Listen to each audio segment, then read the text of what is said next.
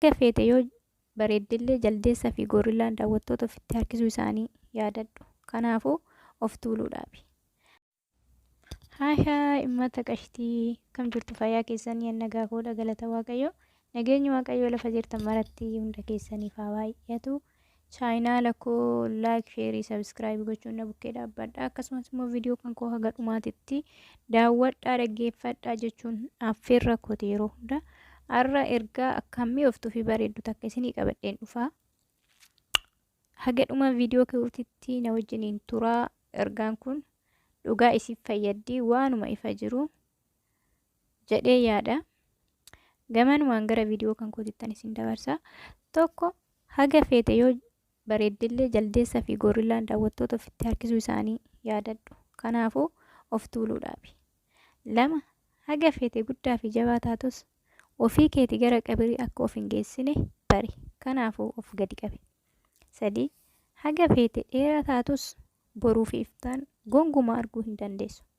Kanaafuu obsa qabaadhu.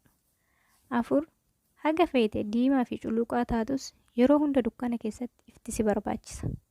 Kanaafuu of eeggannoo qabaadhu. 5 haga feete sooressaa fi makiina baay'ee qabaattullee miilaan garuu gara siree deemuu kee hin dagatin. Kanaafuu kan qabdutti gammadi.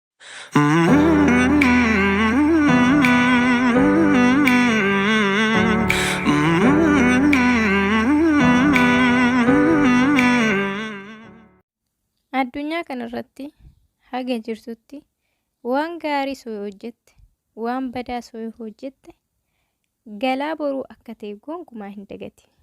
Badaan ati hojjettus, gaariin ati hojjettus galaa kan kee kan boruuti. Kana yoomiyyuu dagachuu hin qabdu. Akkuma lafa kanarratti jireenyi jiru du'aan boodas jireenyi jiraata. Jireenya du'aan booda saniif garuu itti qophaa'i. Yeroo baay'ee namatti mul'achuuf jettee yookaan immoo namatti of agarsiisuuf jettee baay'ee hin dhamaa'in yookaan immoo hin xaarin. Maaliif hojjette? Hojiin ati hojjettu sun hojiin kee badaa ta'us gaarii ta'us hojiin ati hojjettu sun si mul'isa waan ta'eef namatti mul'achuuf jettee hin dhamaa'in.